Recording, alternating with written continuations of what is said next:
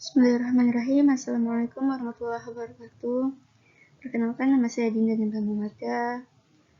Pada kesempatan kali ini, saya akan menyampaikan tema mengenai tugas penyuluh kerukunan, di mana di mata kuliah penyuluh kerukunan yang dibimbing langsung oleh Ibu Beriati.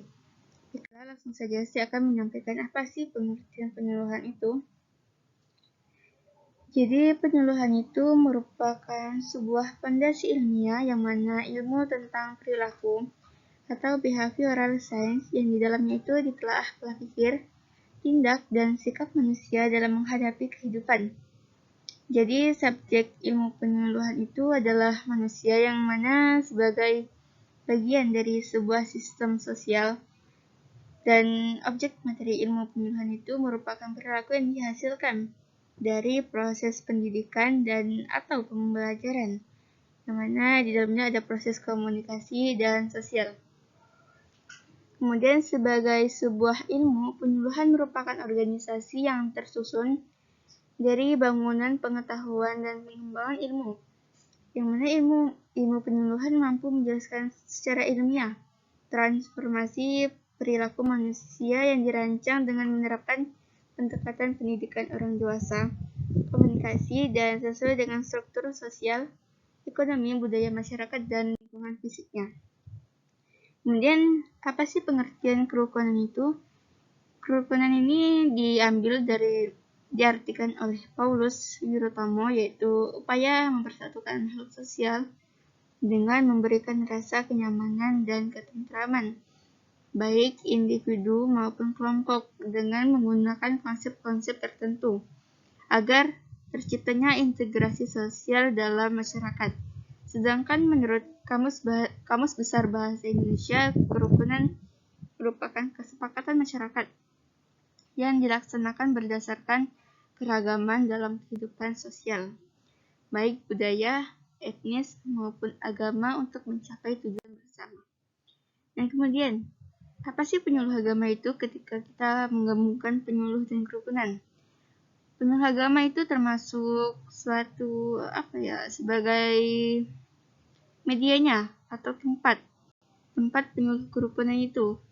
Dan penyuluh agama ini merupakan suatu ujung tombak Kementerian Agama dalam hal kepenyuluhan agama, menjadi elemen paling strategis dalam hal pengelolaan kerukunan, di mana penyuluh agama berada di level masyarakat, sehingga akan lebih mudah mengetahui persoalan kemasyarakatan. Dan biasanya penyuluh agama itu lebih kepada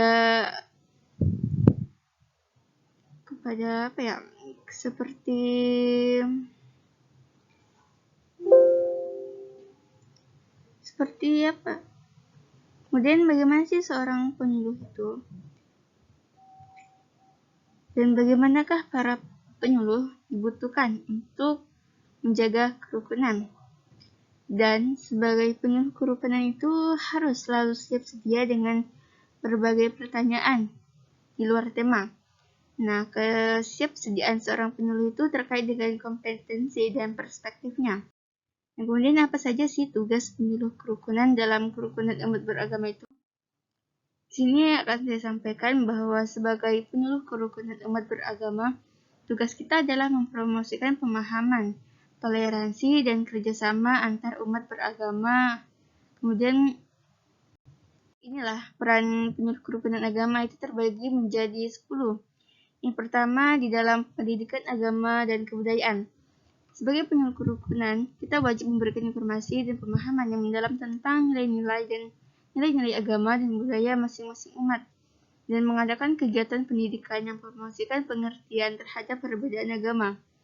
Kemudian yang kedua itu ada dialog antar agama. Tugas penyuluh kerukunan itu membuka atau memberikan wadah kepada antar agama untuk mendorong dan mengorganisir dialog antar agama untuk membangun pemahaman bersama dan menghadapi miskonsepsi. Kemudian menyelenggarakan forum terbuka di mana umat beragama dapat berbagi pandangan dan pengalaman mereka. Kemudian yang ketiga, mengatasi stereotip dan prasangka. mana mengidentifikasi dan mengatasi stereotip serta prasangka yang mungkin ada di antara umat beragama, dan memberikan informasi yang akurat untuk meredakan ketakutan atau ketidakpercayaan antar umat beragama. Kemudian yang keempat, mediasi dan penyelesaian konflik, yang mana penyuluh kerukunan ini menjadi mediator atau menjadi perantara dalam penyelesaian konflik yang melibatkan antar umat agama, dan memberikan pelatihan keterampilan penyelesaian konflik bagi anggota komunitas. Kemudian yang kelima, ada pengembangan program kebudayaan bersama, mana penyuluh kerukunan itu membuka seperti kegiatan-kegiatan yang berbasis keagamaan, yang mana di situ kita bisa mengorganisir acara-acara kebudayaan yang melibatkan partisipasi aktif dari umat beragama yang berbeda. Tidak hanya satu agama saja, tapi semuanya ikut tergabung dalam kegiatan tersebut. Kemudian merayakan perayaan agama secara bersama-sama untuk memperkuat hubungan antar umat beragama, tapi tidak melanggar norma-norma agama tersebut. Kemudian yang keenam, pengembangan pemimpin muda beragama, yang mana anak-anak muda. Di sini adalah anak-anak muda sebagai objek penyuluh kerukunan untuk yang mendorong partisipasi pemimpin muda dari berbagai agama dalam kegiatan sosial dan keagamaan bersama. Kemudian memberikan pelatihan kepemimpinan yang mendorong kerukunan.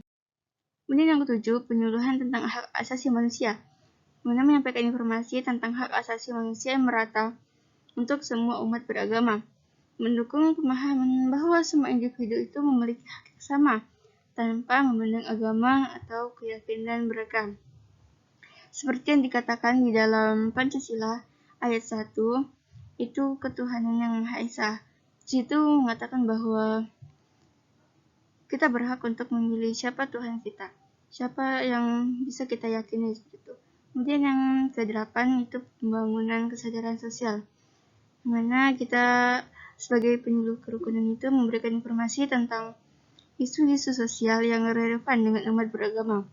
Kemudian mendorong kolaborasi dalam menanggapi masalah sosial bersama, seperti kemiskinan, kelaparan, atau bencana alam. Kemudian yang ke-9, kerjasama dengan pemuka agama dan pemimpin masyarakat, yang mana membangun kemitraan dengan pemimpin agama dan tokoh masyarakat untuk mendukung kerukunan, dan menggandeng pemuka agama dalam kegiatan penyuluhan dan dialog.